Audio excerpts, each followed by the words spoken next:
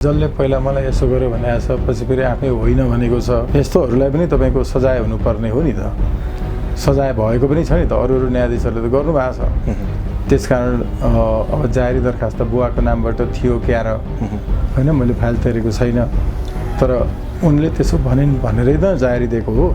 पछि फेरि होइन भन्न लगाएर अब त्यहाँ होस्टाइल गरेर दबाब दिएर होइन प्रभावमा पारेर मार्दिन्छु भनेर पो त्यो भन्न लगाएको छ कि फेरि उमेरलाई नै हेर्ने भने नाबालिग भन्ने त नाबालिगले फेरि अहिले भनेको कुरा पनि फेरि आफ्नो कुरा भन्नै नपाइकन पहिल्यै प्रहरीले सार्वजनिक गरिदिने होइन, अपराधीको रूपमा तस्बिर सार्वजनिक गर्ने, फोटो खिचेर हाल्ने, मिडियाले पनि हालिदिइहाल्ने, यो कुराहरू चाहिँ गलत। आज हामी एक थोक भनेर समाचार बनाउँछौँ, भोलि उसैले हामीले बनाएको समाचारलाई फ्लप खुवाइदिन्छ उसैले होइन। कहाँ हुनु, मलाई त त्यस्तो भएकै छैन भन्छ। सधैँ रेगुलर सम्पर्कमा हुने अनि यो पटक चाहिँ बलात्कार हुन्छ त त्यो ब्लिडिङ हुँदाहुँदै पनि पेट दुखेको पनि मतलब गर्दैन भने र उसले शारीरिक सम्पर्क मात्रै राख्न खोज्छ भने त्यो पनि बलात्कार हो। कहिल्यै पनि केटीले अब्जेक्सन गरेको छैन, तर के भनेको छ भने म अरू कोहीसँग हुन्न, कसैलाई माया पनि गर्दैन, तँलाई नै हो, तँसँगै गर्ने हो, बिहे पनि तँसँगै गर्ने हो भनेर उसलाई बिहे गर्ने आश्वासन दिएको छ र त्यो केटी सहमतिले नै त्यो केटासँग छे, तर लास्टमा बिहे गरेन र धोका दियो भने यो पनि बलात्कार हो। हामीलाई कुनै समस्या आयो भने डक्टर कहाँ गयो जस्तै हो। डक्टर कहाँ जाने बित्तिकै मलाई क्यान्सरै भएछ, मलाई एड्स नै भएछ होइन, मलाई चाहिँ अर्को डेङ्गी वा कोभिडै भइहालेछ भन्ने प्रमाणित हुनु होइन नि। त्यहाँ गइसकेपछि मलाई केही भएको छैन भन्ने क्लिन चिट पनि त लिएर आइन्छ नि त। बिहे गर्छु भनेर झुक्याइ गरेको छ अनि बिहे गरेन भने भावनात्मक रूपमा बलात्कार गरौँ। हेर्नु, उसले बिहे गर्दिन है तिमीलाई, म तिमीसँग बिहे गर्ने होइन नि, तिमीसँग खालि रमाइलो मात्रै गर्ने हो भनेको भए त्यो केटीले शरीर सुम्पिन्न थियो होला। हामीले बलात्कारका सम्बन्धमा यी सबै ढङ्गले सोच्नुपर्छ, तर यहीँनेरि रमाइलो गर्ने होइन, ब्ल्याकमेल गर्ने, पहिला बलात्कार भयो भन्ने पछि फेरि होइन भन्ने, यो सबै कुराहरू यो त विकृति छ नि। यस्तोलाई पनि कारवाही हुनुपर्छ। महिलाहरूको चाहिँ एउटा भनाइ छ, पञ्चतन्त्रको चाहिँ 8औं अध्यायको 40औं श्लोकले भन्छ, आहारा 2 गुणा चापी बुद्धि 400 चतुर्गुणा षड्गुणा व्यवसाय काम 400 गुणा स्मृता। महिलाहरूको आहारा पुरुषहरूको भन्दा 2 गुणा बढी हुन्छ अरे, बुद्धि 4 गुणा बढी हुन्छ अरे, व्यवसायमा 6 गुणा अगाडि हुन्छन् अरे, र सामान्यतया काम वासनाका दृष्टिले पनि उनीहरू 8 गुणा चाहिँ अगाडि हुन्छन् रे। अब त्यो श्लोक अनुसार हेर्ने हो भने महिलाहरूमा क्षमता पुरुषको भन्दा धेरै छ। सन्दीप लामिछानेको त म त पहिला पनि लेखेको थिएँ, उहाँले चाहिँ होइन यत्रो सफलताहरू प्राप्त गर्दा सन्दीप लामिछाने भनेको मुलुकको एउटा कहिले पनि भुल्न नसकिने पात्र। मुलुकको अनुहारमा नेताहरूले कालो पत्ते हिँड्दाखेरि त्यसलाई विश्वभरि पुगेर पखाल्दै त्यसको अनुहार उज्यालो बनाउँदै हिँड्ने।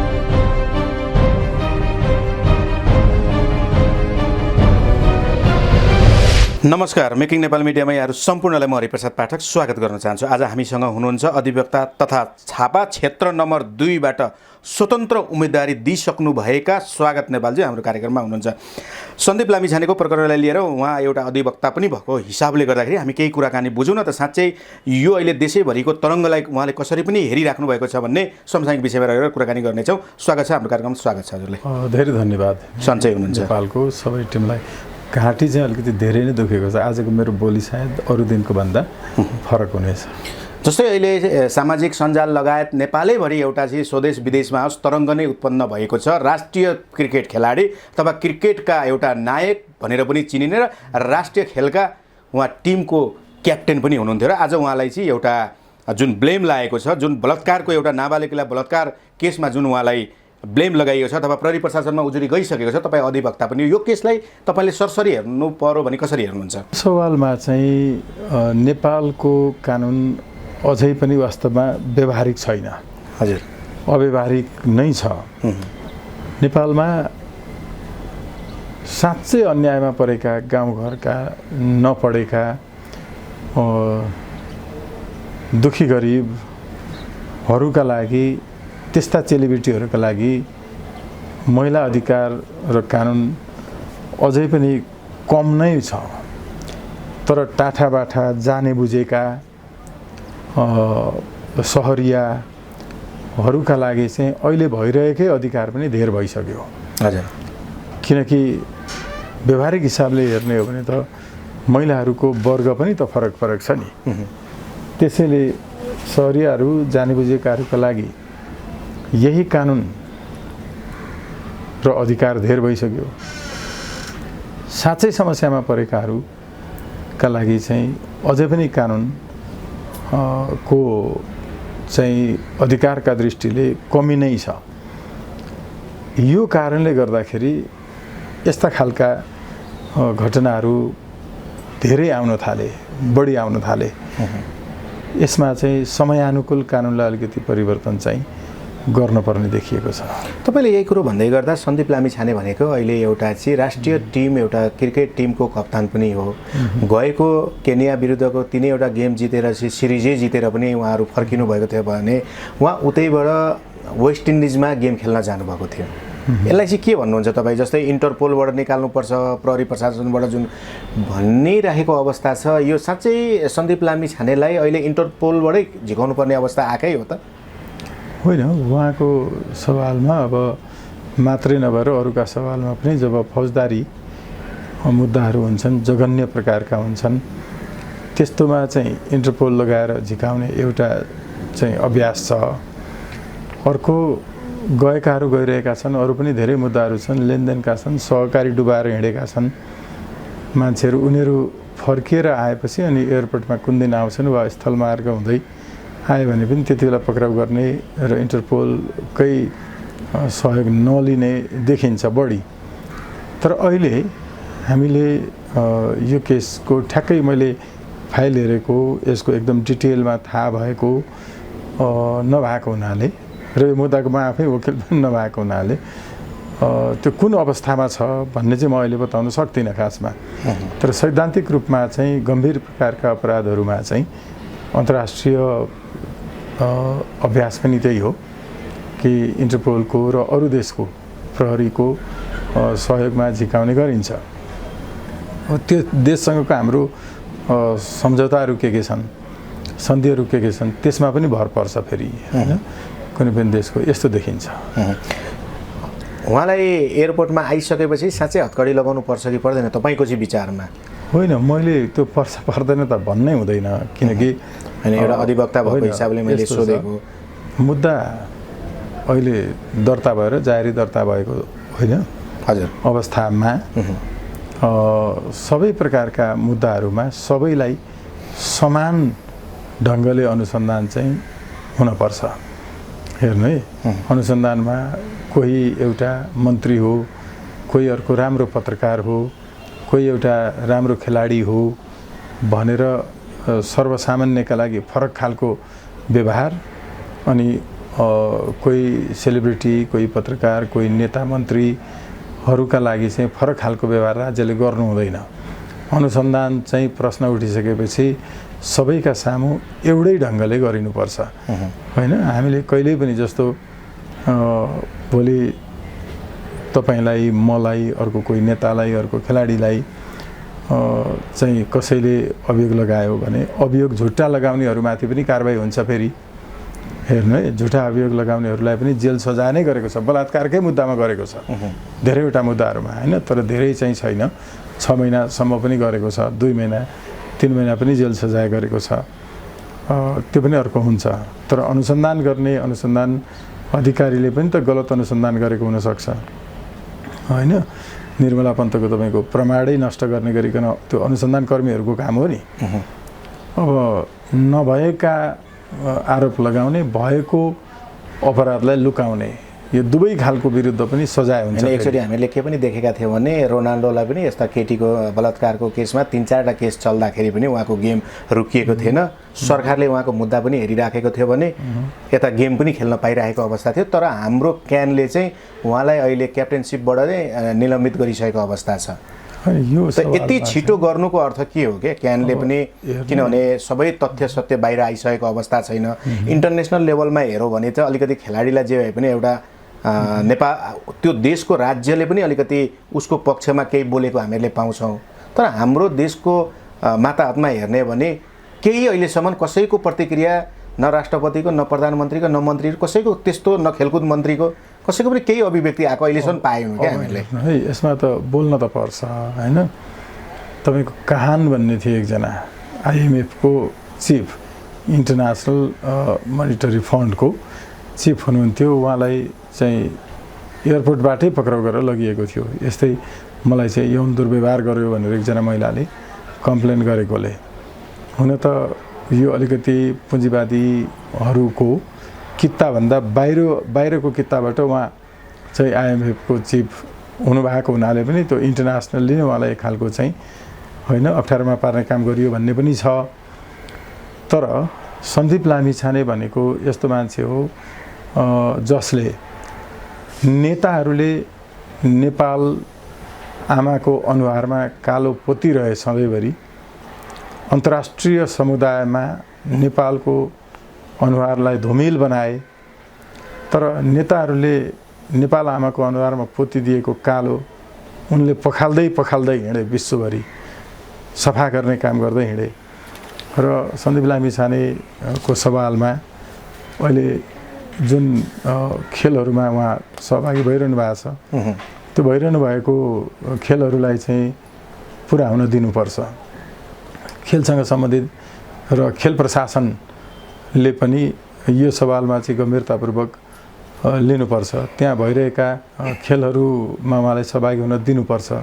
सम्मानजनक ढङ्गले अनुसन्धान तपाईँको जारी परिसकेपछि गर्नुपर्छ। अनुसन्धान सबै विरुद्ध चाहिँ मुद्दाहरू पऱ्यो भने यो अनुसन्धान हुनु भनेको हामीलाई कुनै समस्या आयो भने डक्टर कहाँ गयो जस्तै हो। डक्टर कहाँ जाने बित्तिकै मलाई क्यान्सरै भएछ, मलाई एड्स नै भएछ होइन, मलाई चाहिँ अर्को डेङ्गी वा कोभिडै भइहालेछ भन्ने प्रमाणित हुनु होइन नि। त्यहाँ गइसकेपछि मलाई केही भएको छैन भन्ने क्लिन चिट पनि त लिएर आइन्छ नि त होइन र सब ठिक छ भन्ने पनि त प्रमाण। हाम्रो नेपालको परिवेशमा त्यो नहोला कि भन्ने आम नेपाली जनताको भनाइ छ। यहाँ त कानुन किन्न पाइन्छ, कानुनले चाहिँ राम्रा मान्छेलाई फसाउँछन् भन्ने पनि अभिव्यक्ति पल्सालाई त्यसरी नै फसाइयो।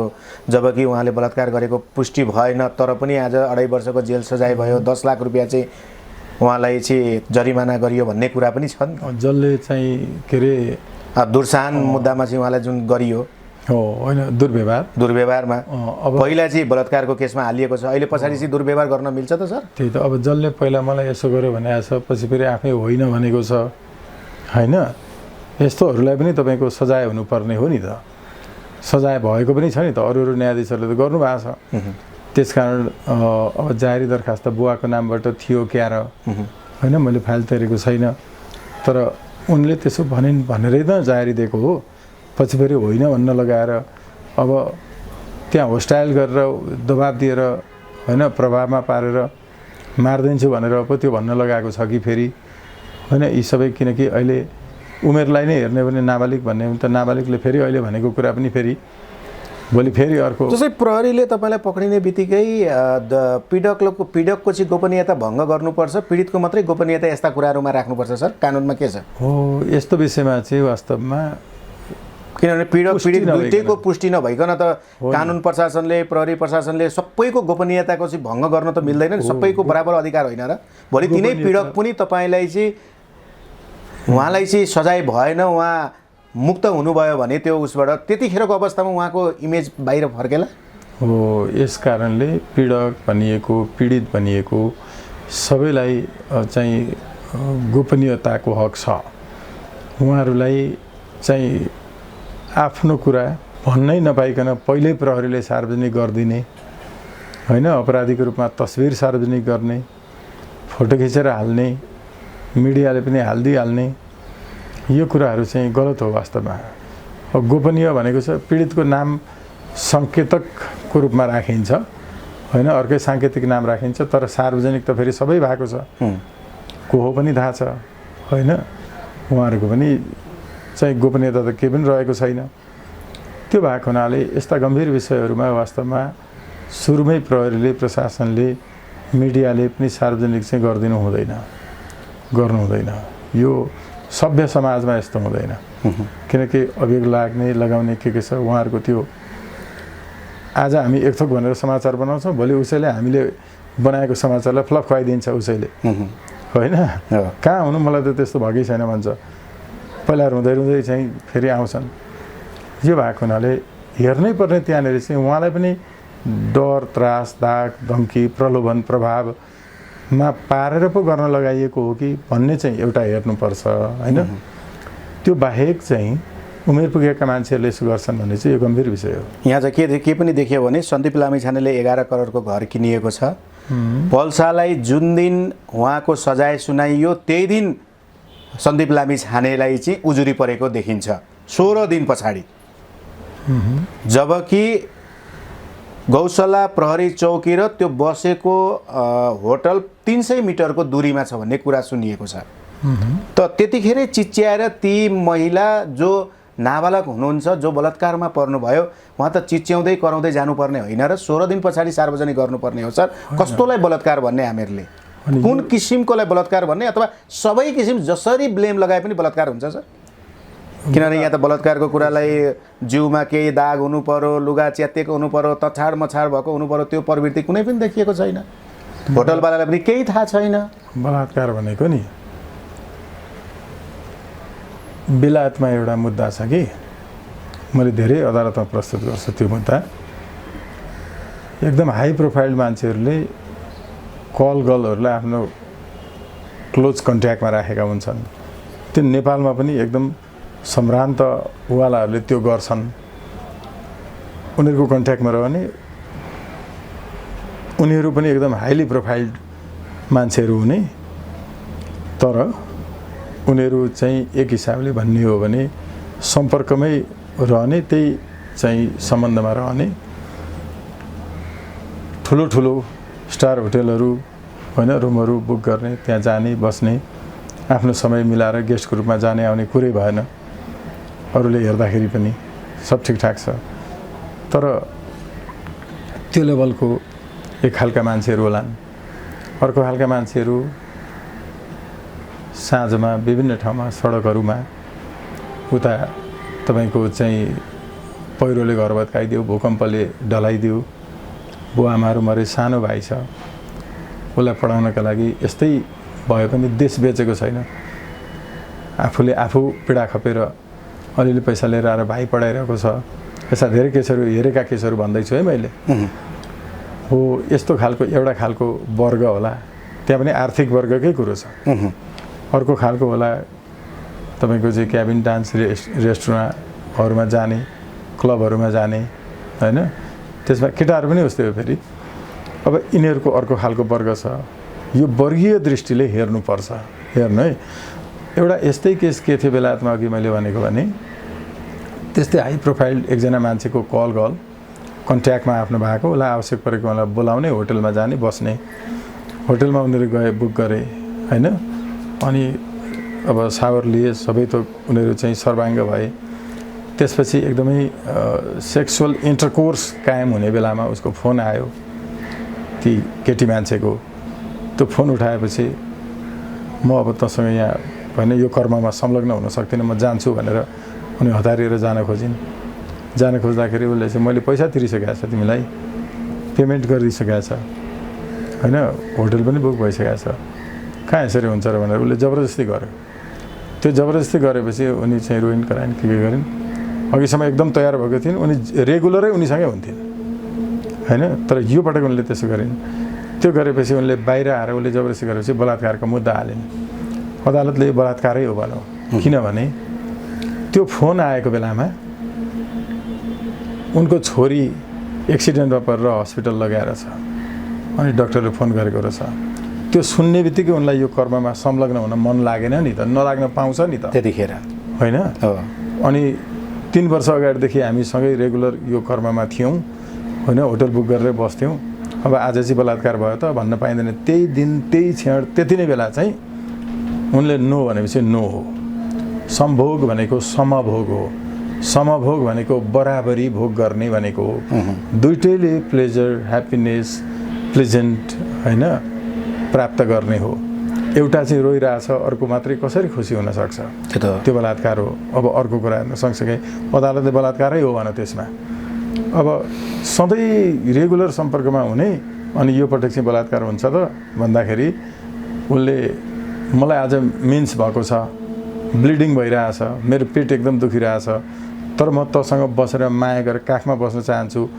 होइन, तँसँग अङ्कमाल गर्न चाहन्छु, म तँसँग खुसी हुन्छु, तर यो इन्टरकोर्स चाहिँ नगरौँ न भनेर भनेको छ केटी मान्छेले भने त्यो ब्लिडिङ हुँदाहुँदै पनि पेट दुखेको पनि मतलब गर्दैन भने र उसले शारीरिक सम्पर्क मात्रै राख्न खोज्छ भने त्यो पनि बलात्कार हो। हेर्नु अब अर्को कहिल्यै पनि केटीले अब्जेक्सन गरेको छैन, तर के भनेको छ भने म अरू कोहीसँग हुन्न, कसैलाई माया पनि गर्दैन, तँलाई नै हो, तँसँगै गर्ने हो, बिहे पनि तँसँगै गर्ने हो भनेर उसलाई बिहे गर्ने आश्वासन दिएको छ र त्यो केटी सहमतिले नै त्यो केटासँग छे, तर लास्टमा बिहे गरेन र धोका दियो भने यो पनि बलात्कार हो। किनभने उसले बिहे गर्छु भन्ने वचन दिएको थिएन भने त्यो केटी मान्छे म जोसँग बिहे गर्ने हो, उसैसँग प्रेम गर्ने, उसैसँग शारीरिक सम्बन्धमा पनि बस्छु भन्न पाउँछन् होला नि त केटी मान्छेले होइन। तर बिहे गर्छु भनेर झुक्याइ गरेको छ अनि बिहे गरेन भने भावनात्मक रूपमा बलात्कार गरो।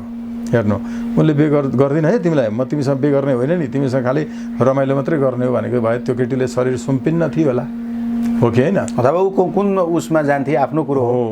अब जस्तो एउटा डक्टरले आमाको अपरेसन गर्नुपर्ने छ, छोरीसँग पैसा छैन होइन, अपरेसन म फ्रीमा गरिदिन्छु तर मैले भनेको माना भनेर भन्यो अनि हस्पिटलमा राखेको छ, कोमामा होला, 3 महिना 6 महिना 1 वर्षदेखि उसले उपचार गर्यो होला अनि उसँग रेगुलर सम्पर्कमा रह्यो होला। मानौँ मैले उदाहरण दिएको, डक्टरहरूलाई चित्त नदुखोस्, उदाहरण मात्रै हो। उसले रेगुलर अनि त्यत्रो 1 वर्षदेखि त्यसरी चाहिँ यौन सम्पर्क गर्दाखेरि भन्नु पर्दैन त, कराउनु पर्दैन त, चिच्याउनु पर्दैन त भनेर हामी केटा मान्छे सजिलैसँग भनिदिन्छौँ। तर उसले आमालाई बचाउनका लागि उसले यौन सम्पर्कसम्म त्यो उसको छोरीलाई लिएर आयो। हेर्नु यो पनि भावनात्मक बलात्कारै हो। यसलाई अनुचित प्रभावमा पारेर गरेको यौन सम्बन्ध यस्तो पनि एक हिसाबले बलात्कार हुन्छ। यसो भएको हुनाले बलात्कारका धेरै प्रकारहरू छन्। हेर्नु हामीले देख्दा त्यति बेलै किन नकराएको नचिच्याएको भन्छौँ नि, एकचोटि त्यस्तो भयो होला, अर्कोचोटि त्यसो भने जस्तै यहाँ के पनि देखिएको छ नि, उहाँहरू त्यो दिन नगरकोट घुम्न गएको देखिएको छ, एउटा नगरकोटको होटलमा बसिएको देखिएको छ र त्यो होटलका साहुले हिजो अस्ति नै के भन्नुभएको छ भने उहाँहरू दुवैजना आउनुभएको थियो। म यो पर्टिकुलर केसमा आएको छैन है, अहिले मैले भनेको पर्टिकुलर केस होइन नि, अहिले मैले भनेको के हो भने हामीले बलात्कारका सम्बन्धमा यी सबै ढङ्गले सोच्नुपर्छ। तर यहीँनेरि रमाइलो गर्ने होइन, ब्ल्याकमेल गर्ने, पहिला बलात्कार भयो भन्ने पछि फेरि होइन भन्ने, यो सबै कुराहरू यो त विकृति छ नि, यस्तोलाई पनि कारवाही हुनुपर्छ नि। त्यही त जसरी नगरकोटमा त्यो भनिएको छ, उहाँहरू दुईजना आउनुभएको हो, एउटै खाजा सेट मगाएर एउटैमा खानुभएको हो, हाँस्दै रमाइलै गर्दै खानुभएको हो भन्ने कुरा आएको छ। त्यस पछाडि उहाँहरू होटलमा 11 बजे आएर बसिएको भन्ने कुरा छ। जब एउटा नाबालिका होस्टलमा बसेर पढ्दै गरेको व्यक्ति कहाँ गयो, किन गयो र किन अहिलेसम्म आएन भनेर कमसेकम खोज तलास त होस्टेलरले पनि गर्नुपर्ने, बाबुआमालाई पनि जानकारी दिनुपर्ने हो। आज त्यो कुनै कुरा पनि बाहिर आएको छैन। आमा बुवाले त्यो पनि जानकारी आजसम्म पाएका छैनन्। या किन मेरो छोरी त्यो दिन कहाँ गएको थियो तिमीहरूले किन मलाई सूचना दिएनन् भन्ने पनि त छ नि प्रश्न चिन्ह त। अब हेर्नु है यो सब किनभने होस्टलमा बसेको केटी हो, तपाईँ एकछिन ढिलो हुँदाखेरि उहाँहरूले कारवाही गर्छन्, खोज तलास गर्छन्, फोन गर्छन्, कहाँ हुनुहुन्छ भने सोध्छन्, त्यो फोन डिटेल छ कि छैन उनीहरूले त्यो दिन फोन गर कि गरेन। यस्तो छ, मैले अघि भनेको पर्टिकुलर केसमा त गइन, होलिस्टिक अप्रोचमा सबै समाजलाई हेर्दा होस्टेलहरूमा समस्या छ, अभिभावकीय भूमिकामा समस्या छ। अभिभावकहरू पनि मलाई लाग्छ तपाईँ हाम्रो उमेरका मान्छेहरू पनि अभिभावक भइसक्यौँ नि। हजुर, हामीले हाम्रो सन्तानलाई कुन संस्कारबाट हुर्कायौँ होइन, हप्ताको 1 दिन मन्दिर लिएर गयौँ कि गएनौँ। क्रिस्चियनहरू त हप्ताको एकचोटि चर्च जान्छन् त, जान्छन्। मुस्लिमहरू त हप्ताको एकचोटि मस्जिद जान्छन् त, जान्छन्। अनि हामीले लिएर गयौँ हाम्रा छोराछोरीलाई, त्यो संस्कार सिकायौँ। अनि हामीले कुन संस्कार दिएर लिएर आयौँ? हामी धर्म मास्यो मात्रै भन्छौँ, हामी आफै धर्ममा हिँडेका छौँ। अभिभावक त तपाईँको चाहिँ आफै धर्ममा हिँड्दैन, अभिभावक त स्वयं तपाईँको चाहिँ संस्कारको विषयमा सचेत हुँदैन। अनि यसपछिको सन्तानहरू कस्तो हुँदै आउँछन्, चिट्टिक्क पर्ने, फेसन राम्रो गर्ने मात्रै हो कि भित्रैबाट सुन्दर हुनुपर्ने हो होइन? हामीले यतातर्फ लगेनौँ भनेको नेपालमा सामाजिक परिवर्तनको, सामाजिक र सांस्कृतिक परिवर्तनको, सांस्कृतिक क्रान्तिको कामहरू हुन सकेन। यसमा हामीले एउटा मान्छेलाई दोषेर, अर्को मान्छेलाई दोषेर, एउटा मात्रै मान्छेको मुद्दाको बारेमा बोलेर योभन्दा अगाडि मैले धेरै विषयमा बोलेको छु नि होइन। मेरो त्यति बेला पनि के थियो भने कुनै पनि मान्छेलाई अनुसन्धानको दायराबाट अलगै राख्नुपर्छ भन्ने कुरा चाहिँ गलत कुरा हो, व्यक्तिवादी कुरा हो। सबैलाई अनुसन्धान गर्नुपर्छ, सबैका बारेमा सोधीखोजी गर्नुपर्छ। गलत आरोप लगाउनेलाई ठाउँको ठाउँ ठेगान लगाएर तपाईँको चाहिँ जेल हाल्नुपर्छ, अनि मात्रै यो कम हुन्छ।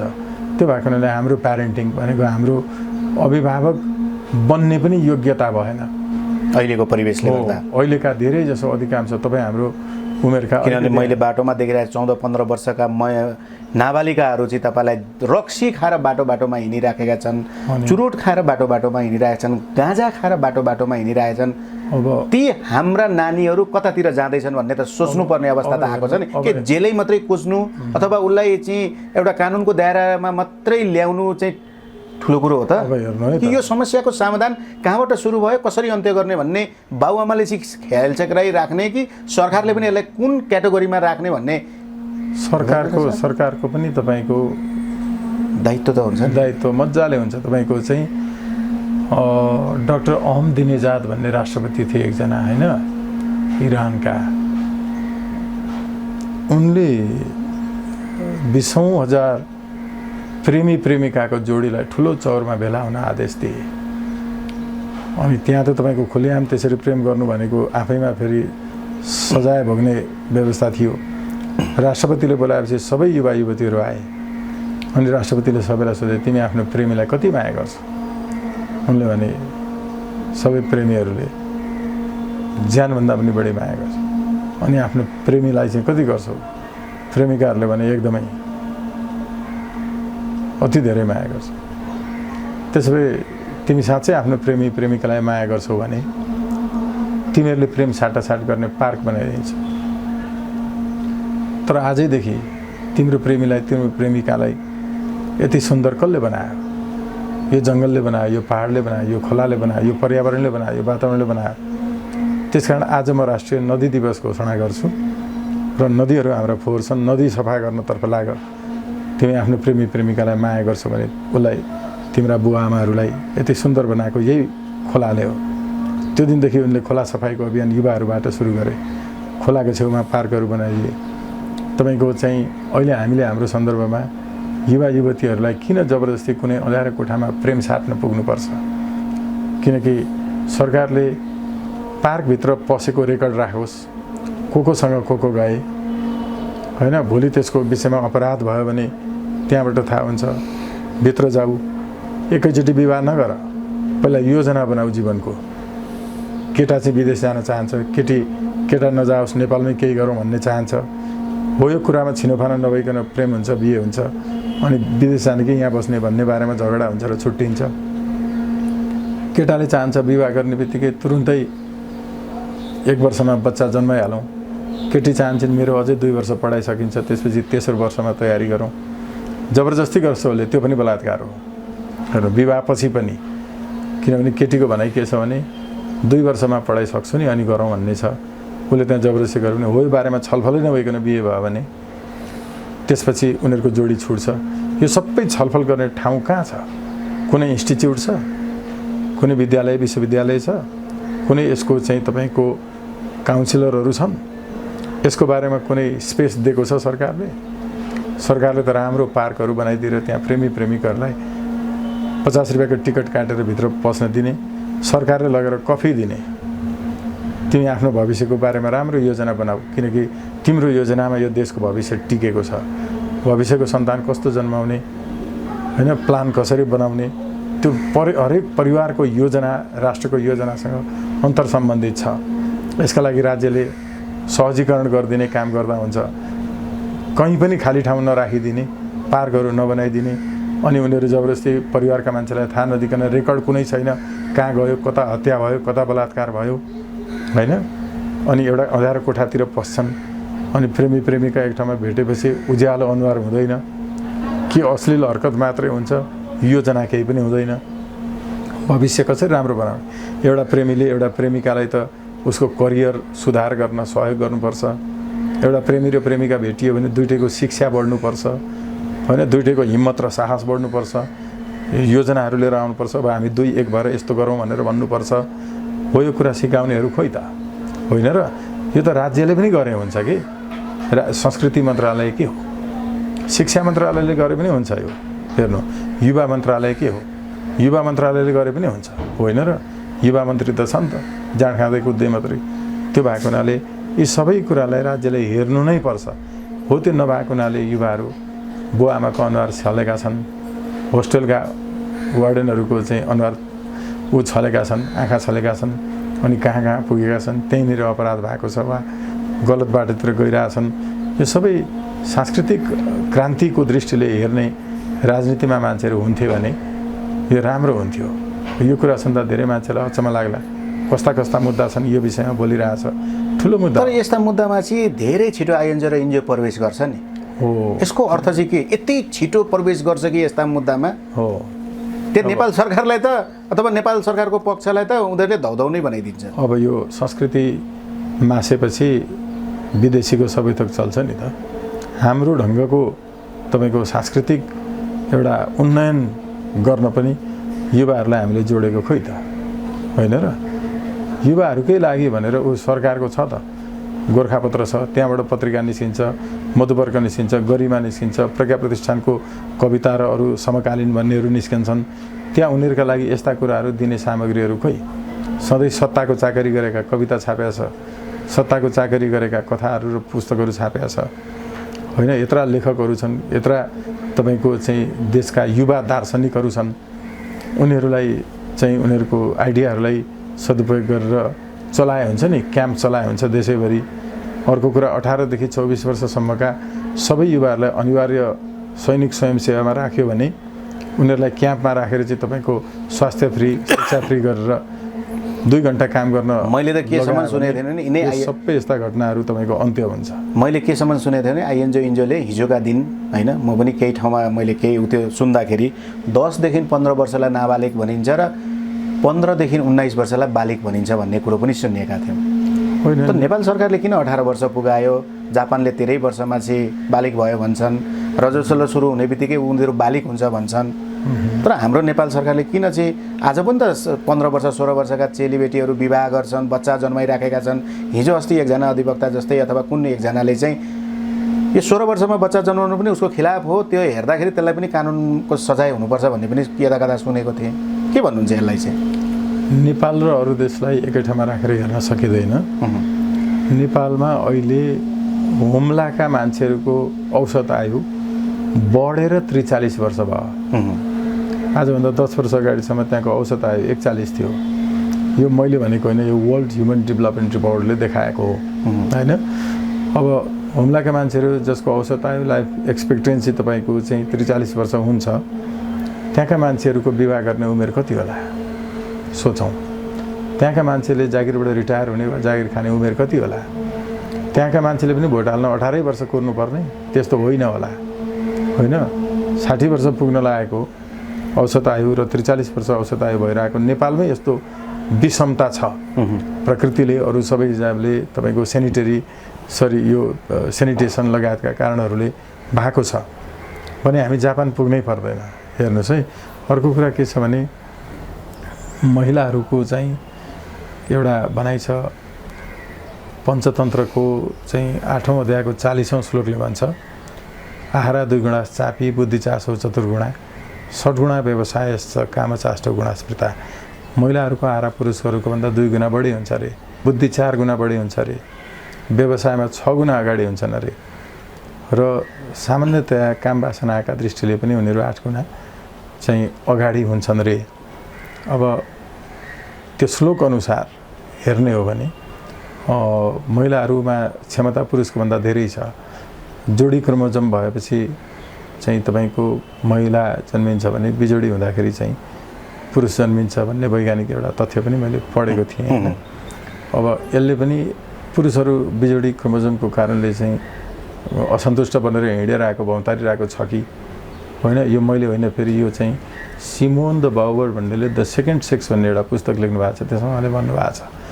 यो भएको हुनाले मलाई के लाग्छ भने हामीले यो कानुनलाई व्यवहारमा तादात्म्य राखेर बनाउन सकेनौँ, बनाएका छैनौँ र बालिग र नाबालिगको कुरा गर्नुभयो अघि मैले भने हुम्लादेखिको तर श्रम ऐन हेऱ्यो भने 14 वर्ष माथिकाको श्रम चल्छ हेर्नु है हजुर नागरिकता ऐन हेऱ्यो भने 16 वर्षदेखि चल्छ बालिग मानिन्छ तपाईँको चाहिँ यता निर्वाचन ऐन हेऱ्यो भने 18 वर्ष होइन अब यता तपाईँको चाहिँ 16 वर्ष पनि कटेजको भए पनि ब्याङ्कमा खाता खुल्दैन फेरि हेर्नु है कतिपय ब्याङ्कहरूले चाहिँ यो गरिरहेछन् ड्राइभिङ लाइसेन्सको हेऱ्यो भने फेरि विभिन्न देशमा फरक छ कुनै कुनै देशमा त 31 वर्षसम्म पनि छ कुनैमा 21 वर्ष छ कुनैमा 18 छ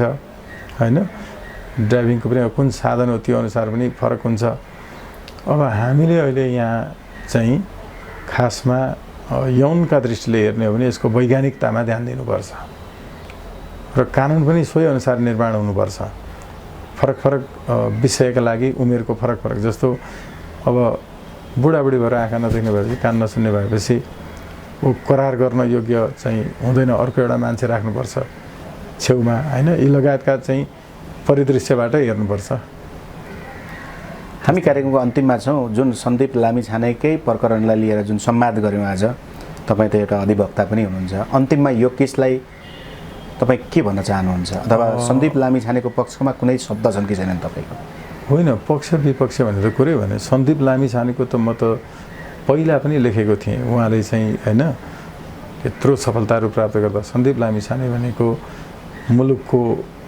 एउटा कहिले पनि भुल्न नसकिने पात्र मुलुकको अनुहारमा नेताहरूले कालो पत्ते हिँड्दाखेरि त्यसलाई विश्वभरि पुगेर पखाल्दै त्यसको अनुहार उज्यालो बनाउँदै हिँड्ने मान्छे उहाँको पक्षमा कोही हुन सक्दैन सन्दीप लामिछानेको पक्षमा भने उसले खेलाडी मुलुकलाई कहाँ माया गर्छ र मुलुकको नाम अगाडि लाने मान्छे होइन त्यो भएको हुनाले सन्दीप लामिछानेको त पक्षमै छ नि अघि भनेका कुराहरूमा फेरि हेर्नु होला योभन्दा अगाडि जस्तो आज यसो भयो भन्ने भोलि त्यसो त होइन मलाई त यसो भयो भनेर फेरि जारी फिर्ता लिने होइन यी लगायतका जुन गतिविधिहरू छन् यस्तो यो केसमा पनि भयो भने यसमा पनि कारबाही हुनुपर्छ हेर्नु अघिल्लो केसहरू जुन छ पटक पटक मान्छेलाई चाहिँ तपाईँको गलत ढङ्गले होइन अभियोगै मात्रै लगाउने पनि एउटा ट्रेन्ड बस्न खोजेको जस्तो पनि देखिन्छ त्यो भएको हुनाले हामीले यसमा अहिले सन्दीप लामिछानेज्यूको सन्दर्भमा मात्रै व्यक्तिगत हिसाबले हेर्नुहुन्न यसलाई पुरै प्रवृत्ति कसरी आइरहेको छ यसलाई हामीले सम्बोधन गर्नुपर्छ जस्तो लाग्छ हस् यहाँले आफ्ना अमूल्य भनाइहरू राखिदिनु भएकोमा धेरै धेरै धन्यवाद आभार व्यक्त गर्छु धन्यवाद ज्ञापन गर्छु